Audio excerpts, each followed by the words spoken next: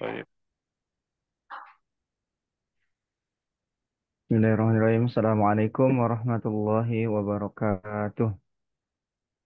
وعليكم السلام ورحمة الله وبركاته. Alhamdulillah rabbil alamin wa bihi nasta'in ala umuri dunya waddin wa ala alihi washabihi ajmain.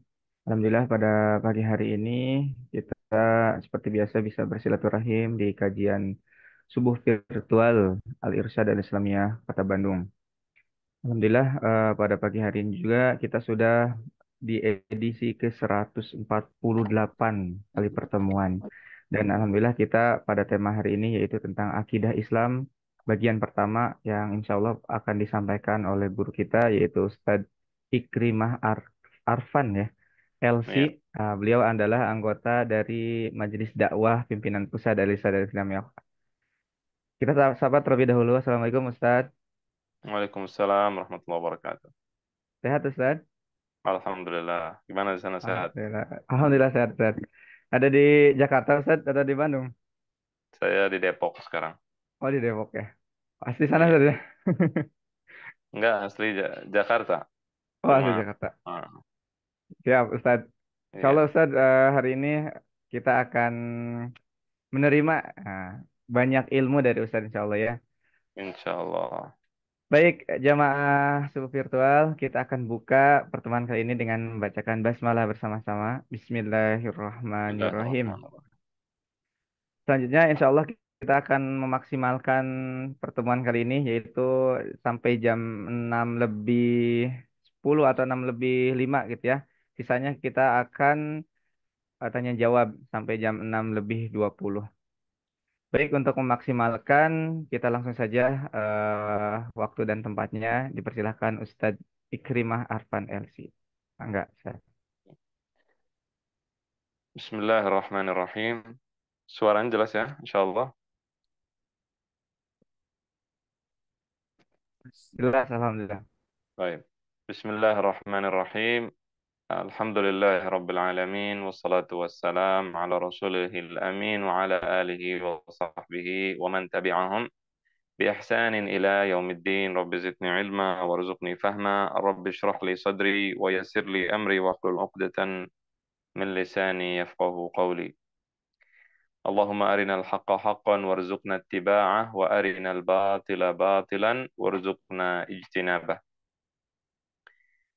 Alhamdulillah kita bisa berkumpul di subuh virtual ini untuk membahas tentang suatu hal yang sangat penting, yaitu masalah akidah. Akidah adalah satu hal yang wajib diketahui dan sebuah ilmu yang harus kita fahami sebagian hal di dalamnya. Jadi hal-hal yang pokok, yang prinsip wajib kita pelajari. Jadi saya harapkan kalau kita insya Allah berkesinambungan terus-terusan kita akan terus membahas berkelanjutan, maka saya harapkan eh, bisa dicatat sebagian hal, kalau ada yang tidak paham bisa ditanyakan nanti. Kita akan membahas akidah. Pertanyaannya, apa itu akidah? Ya, akidah itu apa? Dan perlu juga kita ketahui apa yang akan dibahas di dalam masalah akidah. Karena kalau seseorang tidak tahu tentang suatu ilmu, apa yang dibahas, tujuannya apa, dia mungkin akan salah faham, gagal faham. Saya pernah atau saya sedang mengajar akidah di Al-Irsyad Jakarta Timur, dan ada orang yang bilang, saya kurang suka pelajaran akidah. Kenapa? Saya tanya. Dia mengatakan, saya sukanya fikih. Kenapa? Karena fikih kan saya bisa kerjakan dan seterusnya. Karena fikih kalau saya dengar, sholat itu wajib, cara wudhu begini, cara sholat begitu, maka saya bisa langsung mengerjakannya. Tapi akidah ini kan tidak. Saya cuma dengar saja ada kelompok ini, kelompok itu, agak susah, sehingga saya tidak suka. Maka di sini saya jawab, saya katakan bahwa memang akidah itu bukan suatu yang praktis. Jadi definisi fikih adalah ma'rifatul ahkam asy-syar'iyyah al-amaliyah bi adillatiha tafsiliyah. Jadi fikih itu memang praktis. Asy-syar'iyyah al-amaliyah, mengetahui hukum syar'i yang praktis dipraktekkan. Salat caranya begini. Rukun salat adalah diantaranya misalkan baca Al-Fatihah. Kita akan baca Al-Fatihah. Menghadap kiblat, kita akan menghadap kiblat. Syarat salat menghadap kiblat, kita akan menghadap kiblat. Syarat salat menutup aurat, kita akan langsung menutup aurat kita. Praktis dilakukan, dipraktekkan. Dan itu adalah bentuk ibadah kepada Allah Subhanahu wa taala. Adapun akidah memang tidak ada yang praktis. Jadi kalau kita mendengar iman kepada Allah, iman kepada malaikat, kemudian iman kepada hari akhir, iman kepada takdir baik dan buruk, iman pada kitab, pada para rasul dan seterusnya, ini tidak ada yang kita praktekkan langsung, tidak. Tapi kita yakini di dalam hati. Dan ini adalah bentuk kita ibadah kepada Allah dengan keyakinan kita dan keimanan kita. Jadi harus kita pahami hal ini. Jangan nanti ada yang mengatakan, oh kalau begitu tidak ada pahalanya kalau kita belajar akidah. Karena kita nggak mengerjakan. Bukan seperti itu. Allah memberikan pahala dengan keyakinan yang kita yakini. Dengan pelajaran yang kita pelajari. Mudah-mudahan ini jelas. Ya. Jadi ada perbedaan antara fikih dengan akidah. Fikih urusan praktis, sedangkan akidah urusan kepercayaan. Pada saat kita beriman kepada Allah, kita dapatkan pahalanya. Dan itu adalah bentuk kita ibadah kepada Allah Subhanahu wa ta'ala. Kemudian akidah itu apa artinya? Kalau kita lihat dari artinya secara bahasa adalah akidah berasal dari kata aqada. Aqada itu artinya adalah mengikat, mengikat, mengikat dengan kuat. Itu namanya akidah. Jadi kalau ada seseorang yang belum punya keyakinan yang kuat, yang mengikatnya, maka tidak dikatakan dia punya akidah. Orang percaya kepada Allah, tapi dia masih meragukannya, masih memungkinkan adanya selain Allah, Tuhan selain Allah, dan juga misalkan dia percaya kepada Nabi Muhammad SAW, tapi dia masih mengatakan bahwa mungkin ada lagi Nabi selain Nabi Muhammad, di sini dia tidak punya akidah.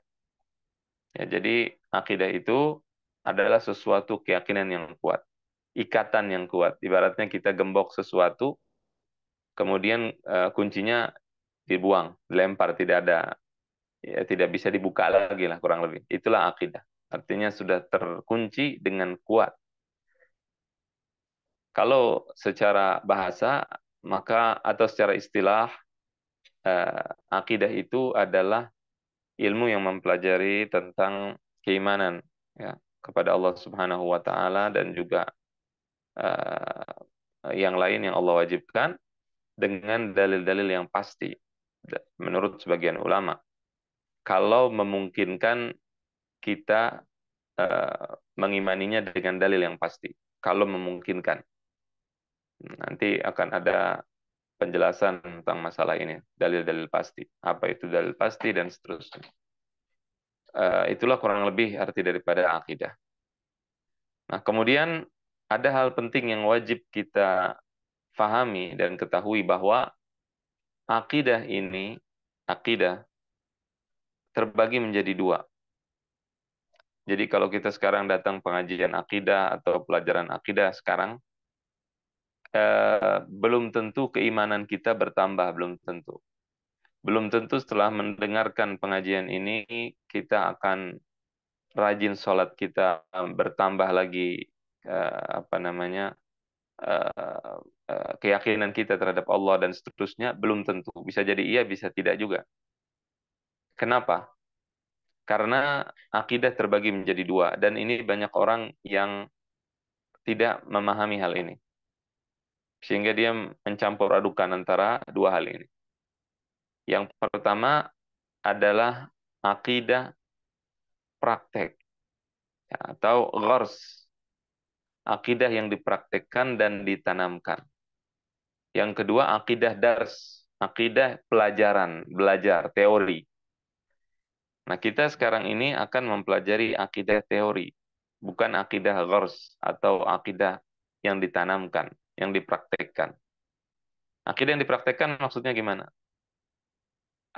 Akidah yang dipraktekkan maksudnya adalah akidah yang pada saat kita lakukan iman kita akan bertambah. Keimanan terhadap Allah bertambah sehingga menyebabkan kita mencegah kita dari perbuatan maksiat dan juga membuat kita beribadah kepada Allah dengan lebih sungguh-sungguh dan lebih baik lagi. Itu namanya aqidatul gharsi, ya. Akidah praktek. Orang yang belajar akidah teori, akidah yang bersifat pelajaran, dia belum tentu tawakal kepada Allah. Belum tentu dia mampu untuk bertahan seperti Bilal ibnu Rabah radhiyallahu anhu, seorang sahabat Nabi Shallallahu Alaihi Wasallam. Kalau kita belajar akidah iman kepada Allah itu apa, definisi akidah itu apa, kemudian kita akan mempelajari iman kepada malaikat, iman kepada Rasul, Rasul itu ada berapa, itu tidak akan menambahkan iman. Dalam artian yang tadi saya sebutkan, iman yang akan membuat kita semakin rajin ibadah. Kalau begitu, bagaimana cara memupuk akidah yang bisa menguatkan iman kita? Caranya adalah dengan membaca Al-Quran, dengan sholat, dengan ibadah, kemudian dengan sedekah, dengan mendengarkan nasihat mawa'id atau mau'izah hasanah, nasihat-nasihat yang baik, yang menyentuh kalbu dan hati. Itu akan menguatkan iman kepada Allah Subhanahu wa taala. Itu yang akan membuat kita bersabar seperti sabarnya Bilal ibnu Rabah. Pada saat ditaruh batu di dadanya, dia mengatakan ahadun ahad. Ahad artinya esa, Allah Maha Esa. Ini akidah. Dia bisa mengucapkan kata-kata Allah Maha Esa bukan dengan dia belajar kitab seperti kita. Misalnya sekarang kita belajar apa namanya definisi akidah itu apa, kemudian iman kepada Allah rinciannya bagaimana, ya, kemudian iman kita pelajari tauhid, misalkan uluhiyah, rububiyah dan seterusnya, itu tidak akan membuat kita seperti Bilal, tidak akan membuat kita seperti Abu Bakar yang akan mengeluarkan seluruh hartanya di jalan Allah, Umar bin Khattab yang mengeluarkan setengah hartanya di jalan Allah, Utsman bin Affan, Ali bin Abi Thalib dan seterusnya. Oleh karena itu, eh, kalau kita mau keimanan kita tambah tinggi kepada Allah, caranya dengan tadi yang saya sebutkan, membaca Al-Quran dan seterusnya, ibadah, memupuk ibadah, mendengarkan hal-hal yang akan melembutkan hati kita. Ini disebut dengan aqidatul ghars. Ini yang akan mencetak orang-orang yang sabar pada saat dia datang ditimpa musibah, seperti misalkan saudara-saudara kita di Gaza. Semoga Allah tolong mereka ya, dan dimenangkan atas Yahudi. Mereka memiliki aqidatul ghars, memiliki akidah yang kuat, tapi di dalam bab yang ini. Nah, kalau begitu buat apa kita sekarang belajar akidah yang sifatnya teori dan pelajaran? Hmm. Karena kan kita katakan kita akan mempelajari akidah yang teori. Nah, kenapa kita pelajari kalau begitu? Akidah teori ini seperti pagar, memagari kita dari kesesatan. Ya, dua-duanya sangat perlu. Jadi tidak hanya praktek, karena kalau orang hanya praktek, bisa tidak sesat, bisa. Orang yang sholat 5 waktu di masjid, orang yang dia suka menginfak atau keluar hartanya di jalan Allah, orang yang suka berjihad fisabilillah, jadi akidah akidah yang sifatnya praktek, itu semua bisa tersesat. Orang-orang itu bisa tersesat.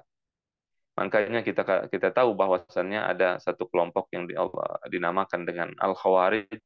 Mereka itu membunuh Sayyidina Ali bin Abi Thalib, dan yang membunuhnya diantaranya Abdurrahman bin Muljam, itu salatnya di saf pertama. Jadi orang yang ibadahnya banyak malah. Tahqiruna salatakum ma'a salatihim. Kalian itu akan meremehkan salat kalian dengan salat mereka. Mereka membaca Al-Quran. Membaca Al-Quran dan tidak lewat dari kerongkongannya. La yujawizuna taraqiyahum. Dan seterusnya. Banyak sifat-sifat yang kata Nabi SAW di dalam hadisnya, kita minder. Bayangkan, minder dengan ibadah mereka. Jadi kalau kita lihat, saya sholat malamnya cuma segini. Mereka sholatnya luar biasa. Puasanya luar biasa dan seterusnya. Ibadahnya, keimanannya kepada Allah luar biasa. Pada saat Abdurrahman membunuh Sayyidina Ali, menusuk Sayyidina Ali bin Abi Thalib radhiyallahu anhu, itu dia menusuknya bukan karena melakukan kejahatan di dalam pemikirannya, Tetapi pada saat dia tusuk itu, dia menganggap bahwa dia sedang beribadah kepada Allah, mendekatkan diri kepada Allah. Pada saat mereka membunuh Sayyidina Utsman ibnu Affan, mereka itu sedang beribadah, merasa sedang mendekatkan diri kepada Allah. Nah, ini sangat berbahaya. Jadi orang bisa tersesat dengan cara pemikirannya rusak, akidahnya secara teori rusak.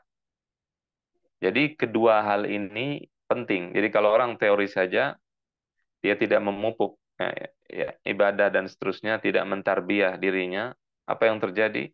Dia akan paham macam-macam, ilmunya hanya sekedar teori nanti. Dan dia tidak akan merasakan, oh saya punya akidah, tapi akidah secara teori. Tapi pada saat ada masalah perlu untuk tawakal, dia tidak bisa tawakal. Pada saat ada masalah, dia harus bersabar, dia nggak bisa sabar. Maka jangan heran, oh orang ini belajar akidah tiap hari, tapi kok dia tidak tawakal, tidak sabar, tidak mencerminkan orang yang punya akidah yang kuat. Nah itu tadi, jadi seperti dua sayap yang saling mendukung. Kalau salah satunya patah, tidak ada sayapnya, maka tidak akan bisa terbang. Nah, di dalam akidah Al-Gharsi ini kita menjaga diri akidah Dars ini pelajaran kita menjaga diri kita dari kesesatan supaya kita tidak seperti Abdurrahman bin Muljam atau tidak seperti misalkan contoh lain kelompok Syiah ya yang mereka menyakiti diri mereka karena mencintai Ahlul Bait, mencintai Ahlul Bait suatu hal yang bagus dan baik. Nah, mereka pada saat Asyura sampai memukul-mukul dada mereka sampai berdarah-darah dan seterusnya. Mereka beribadah kepada Allah. Mereka secara keimanan mungkin kuat. Mereka mampu untuk mengorbankan jiwa mereka dan harta mereka untuk memerangi orang Islam yang lainnya. Kenapa? Karena mereka anggap bahwa kita ini musuhnya Ahlul Bait, musuhnya dan seterusnya. Ini juga merupakan kesalahan di dalam akidah, pemikiran dan teori yang menyebabkan kekacauan sehingga akidah apa namanya keimanan mereka yang kuat terhadap Allah walaupun imannya kuat, walaupun ibadahnya kuat juga tidak menjaga mereka dari kesesatan. Oleh karena itu kita akan mempelajari akidah dari sini.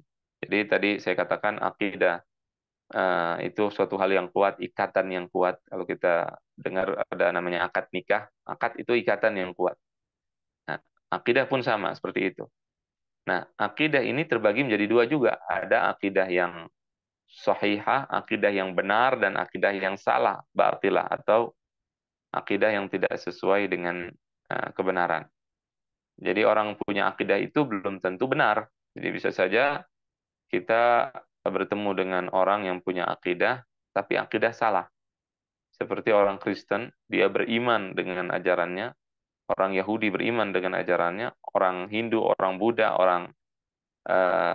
orang-orang sesat lainnya, mereka percaya dengan kepercayaannya, tapi ternyata mereka tidak berada di dalam kebenaran.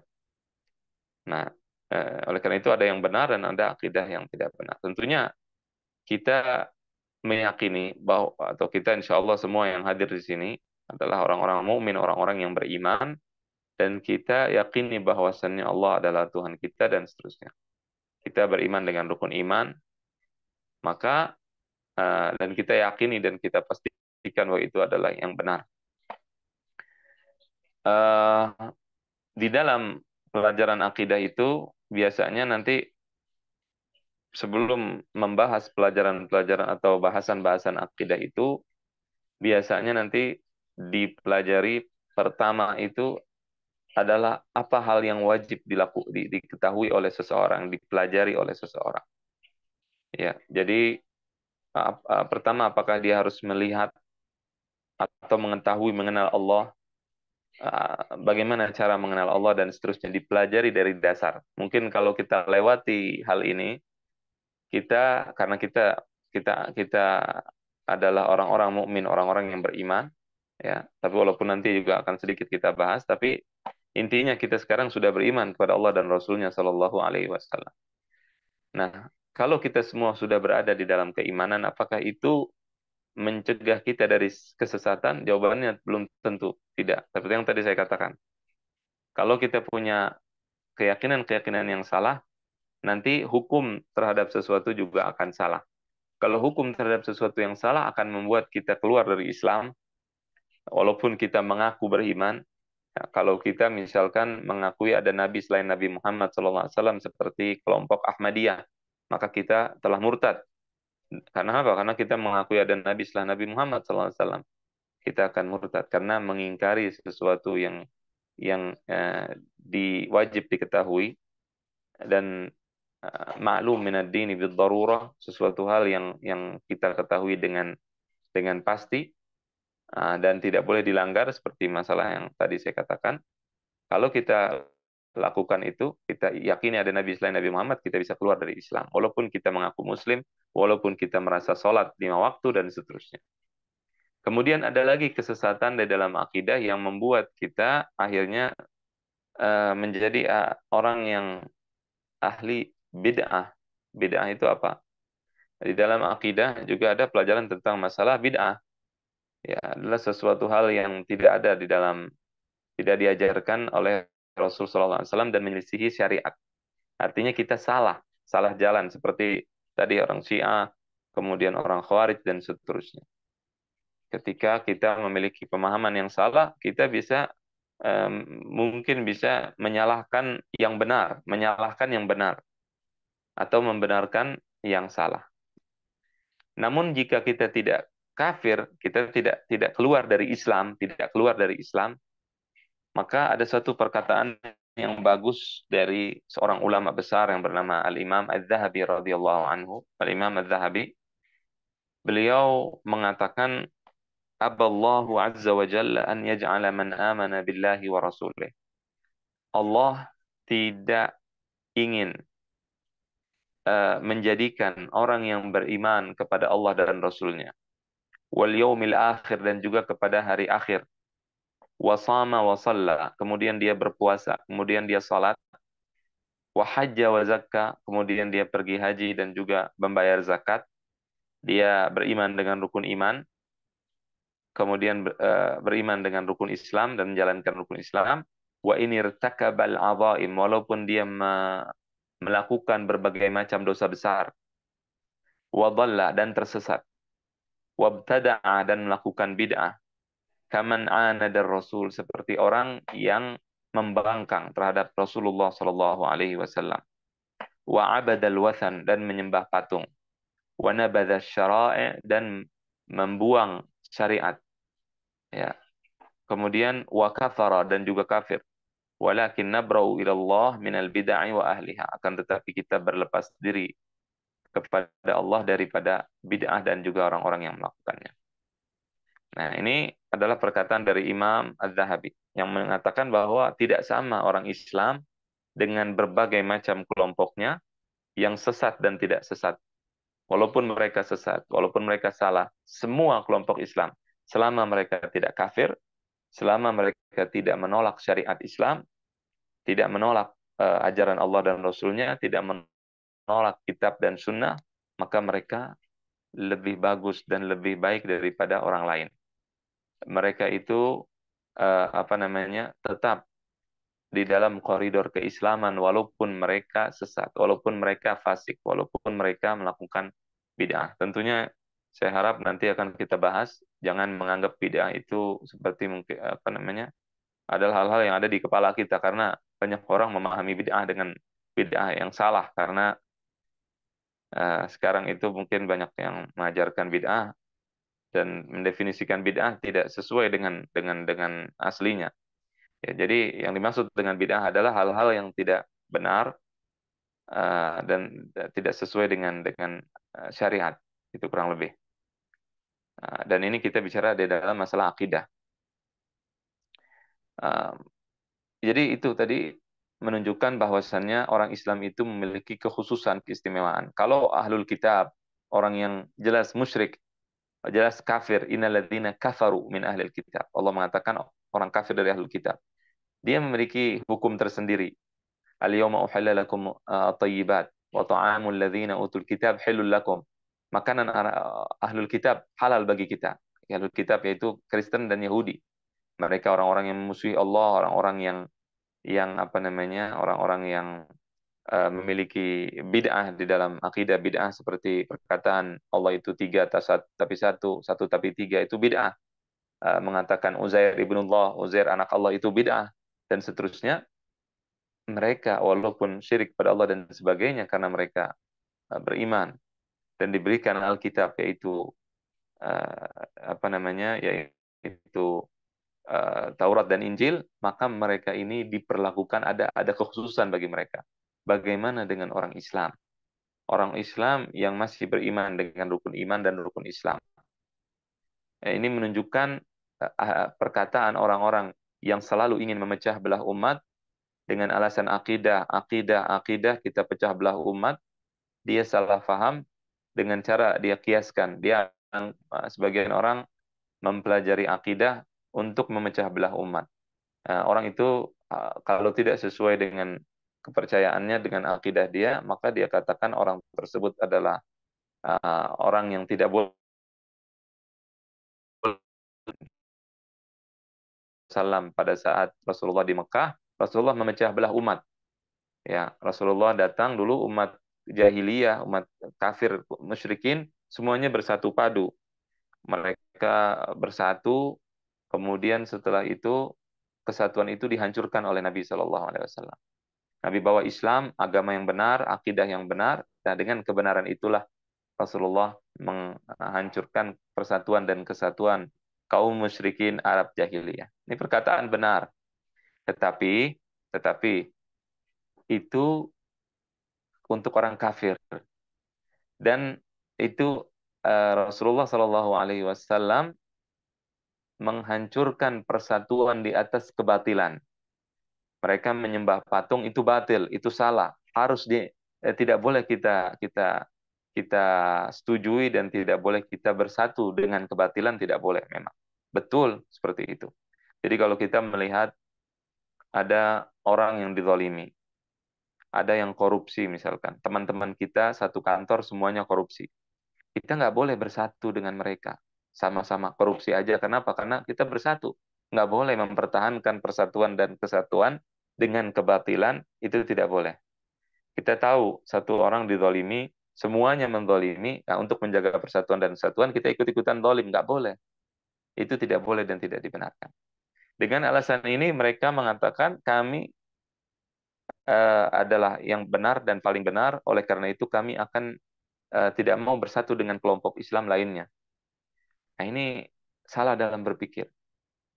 Ya, kenapa? Karena Rasulullah Shallallahu Alaihi Wasallam pertama tadi kita contohkan itu dengan orang kafir, ya, mengambil peristiwa yang Nabi lakukan terhadap orang kafir, kemudian peristiwa tersebut adalah peristiwa dengan kebatilan, ya, kemudian disamakan dengan Islam, itu salah mengkias namanya. Dan yang kedua, Rasulullah Shallallahu Alaihi Wasallam bergabung bersatu dengan orang kafir. Bersatu Nabi dengan orang kafir di dalam Hilful Fudul namanya. Hilful Fudul itu adalah sebuah perjanjian yang dilakukan oleh orang-orang kafir untuk membela orang yang dizalimi, mengembalikan hak-hak orang yang dizalimi. Di sini Nabi bersatu dengan mereka dan mengatakan kalau aku diajak untuk bersatu di dalam perjanjian Hilful Fudul, nah, di dalam Islam, jadi itu dilakukan sebelum Islam.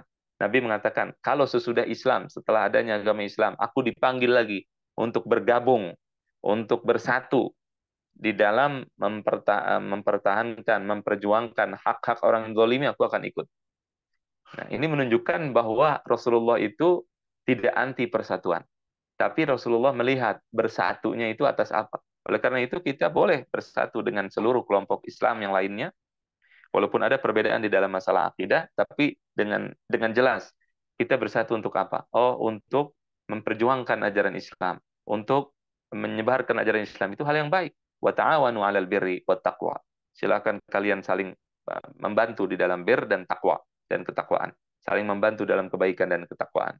Jadi yang dilihat bukan persatuan yang nggak boleh, tapi yang dilihat bersatu atas dasar apa.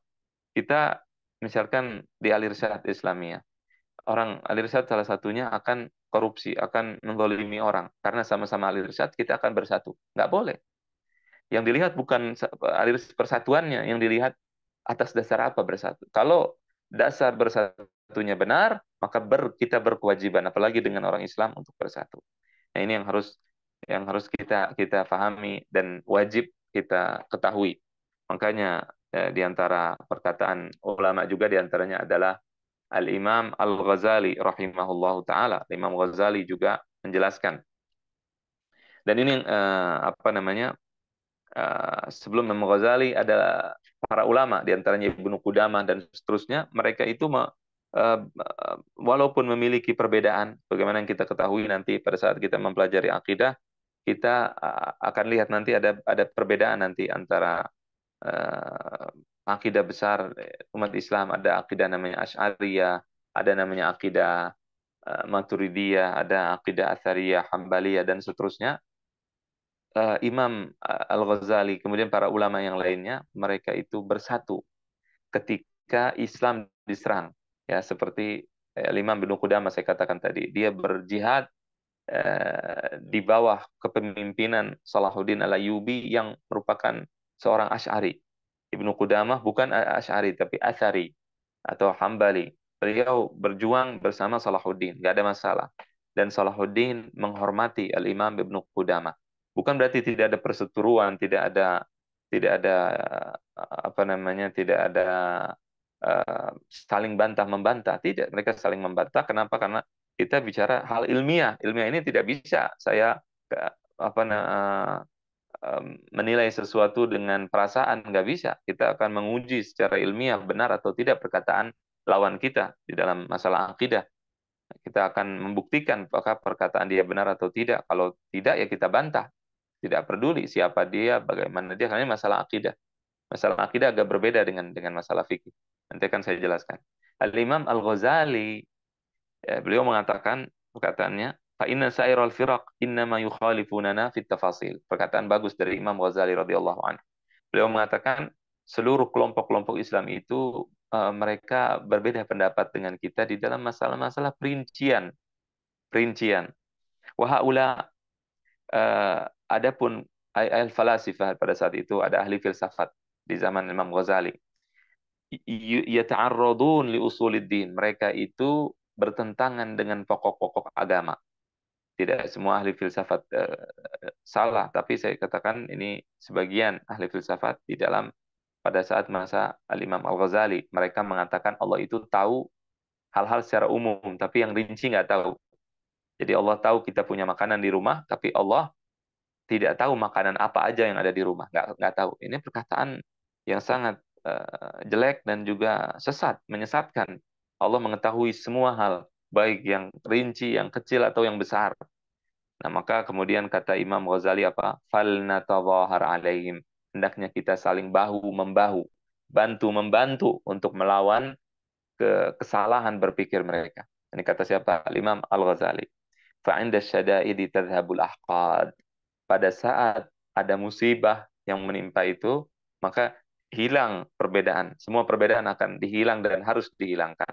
Nah, zaman sekarang ketika kita mendapatkan serangan dari kristenisasi yang luar biasa, ini masalah akidah, kita mendapatkan serangan dari orang-orang komunis, orang ateis, dan seterusnya. Dan ini juga masalah akidah, dan seterusnya yang hal-hal yang menyerang Islam, ya orang-orang yang tidak mau berhukum dengan hukum Allah, orang-orang yang mengganti hukum Allah dengan hukum-hukum lainnya.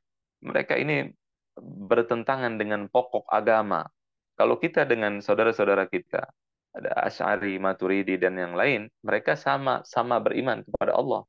Kita sama-sama beriman. Eh, kita cuma bedanya adalah dalam hal-hal rinciannya.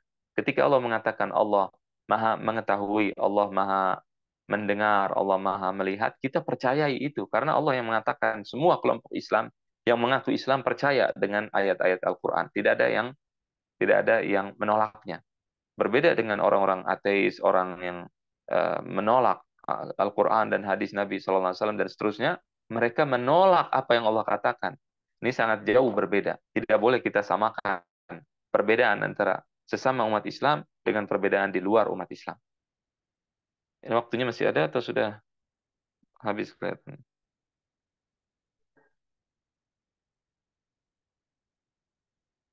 6 Moderator menit saya lagi, Ustaz. Boleh. 5 menit lagi. Ya. Baik. Oke.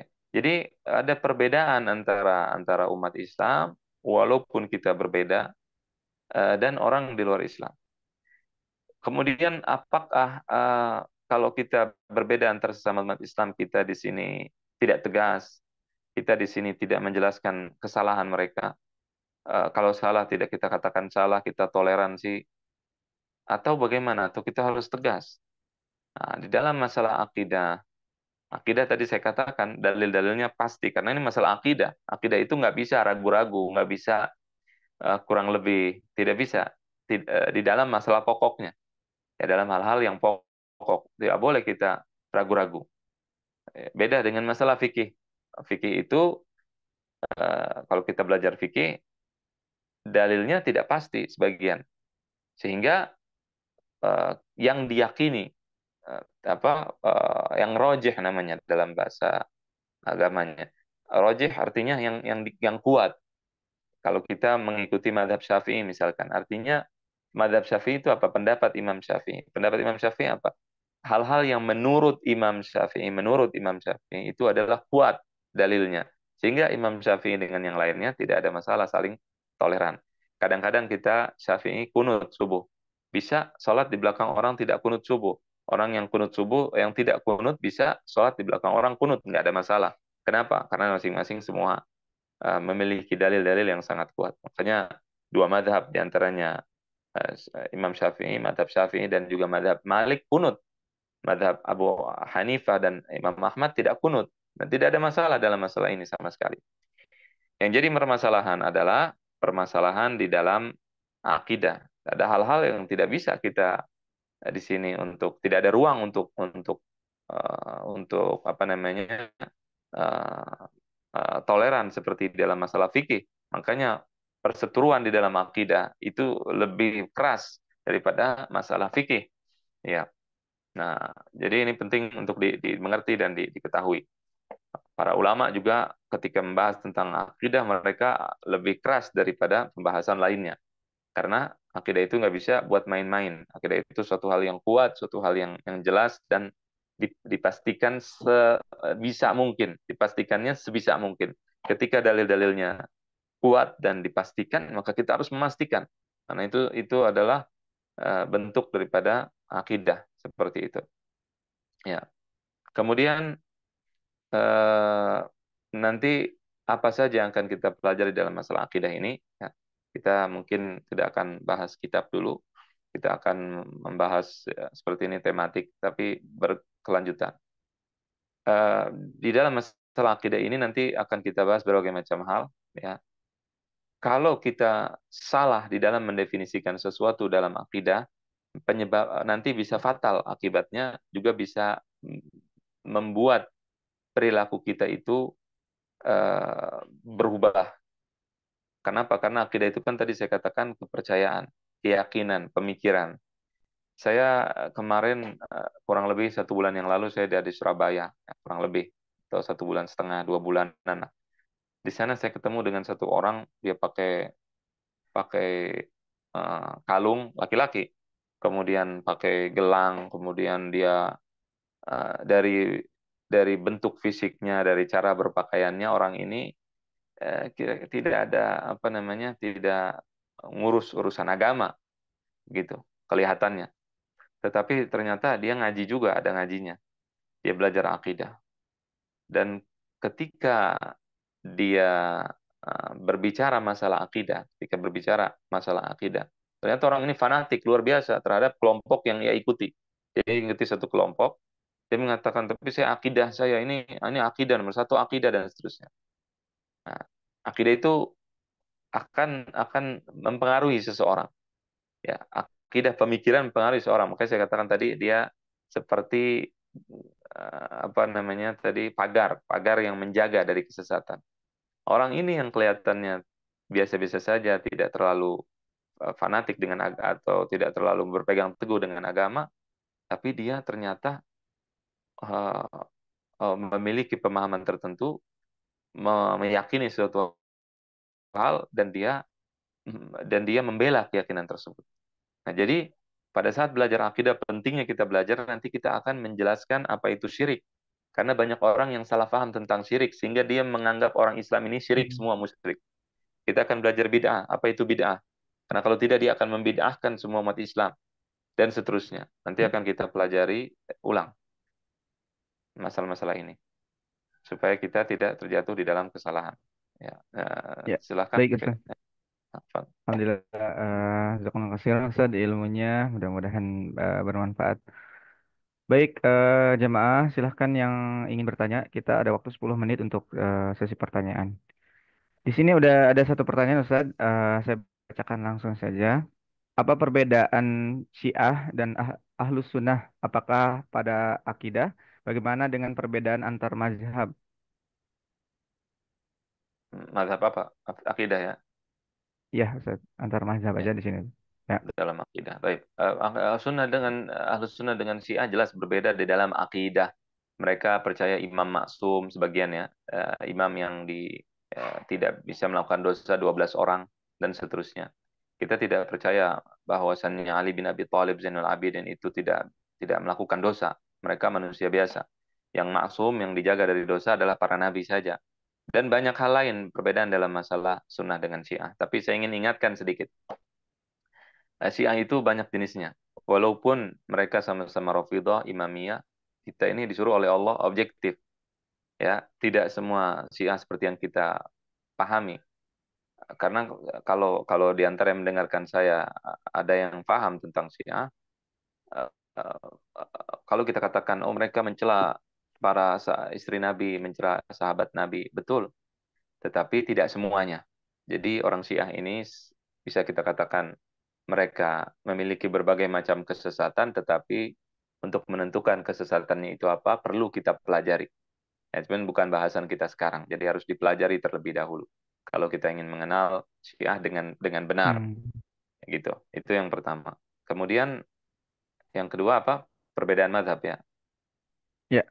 Nah, di dalam masalah sebenarnya begini, di dalam mazhab akidah, nah ini penting penggunaan kata mazhab. Mazhab itu adalah kumpulan daripada para ulama, pendapat para ulama. Kita kalau mau belajar ilmu agama, jangan liar. Liar tuh kita baca Quran, baca hadis, kemudian kita baca buku-buku, kemudian kita memiliki kesimpulan sendiri. Itu namanya liar. Anda sekolah enggak, belajar tidak, kemudian memiliki kesimpulan sendiri. Dan pasti salah hasilnya. Caranya adalah dengan, walaupun Anda seorang ulama. Nah, ini insya Allah pada pertemuan akan kita bahas kenapa sih muncul berbagai macam kesesatan. Jadi kadang-kadang seorang ulama kalau sendirian, sendirian dia akan punya pendapat nyeleneh.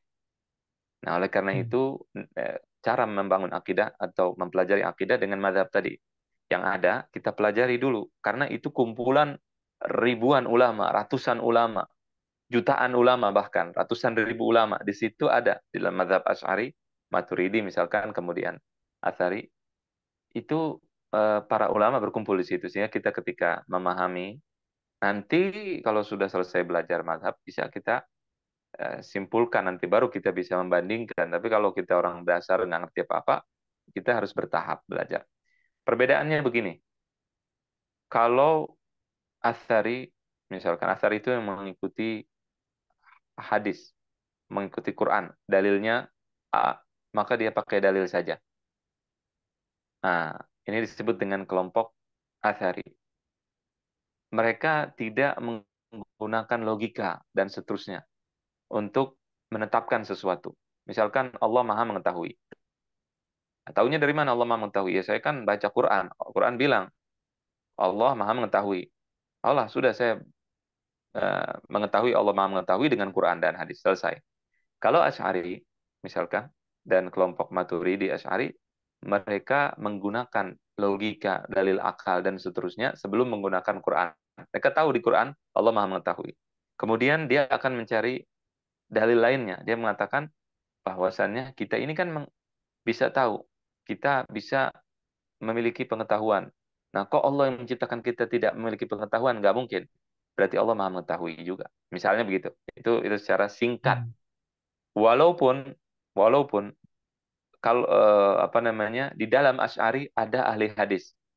Jadi jangan salah paham. Jadi ada kelompok Asy'ari Asy'ari. Ada kelompok jadi ada ahlul hadis. Di Asy'ari tidak semuanya mereka menggunakan logika dan seterusnya. Nanti akan kita jelaskan perbedaannya, cuma sekarang tidak ada waktunya. Mudah-mudahan Ya, jelasnya secara umum saja saya jelaskan. Terima kasih. iya, Ustaz. Ustaz, satu pertanyaan lagi sebelum kita tutup dengan doa. Ini ada pertanyaan, bagaimana dengan pendapat kalau kita zikir hanya dengan menggunakan lafaz Allah saja gitu ya, maka kita tidak dapat pahala apapun kan?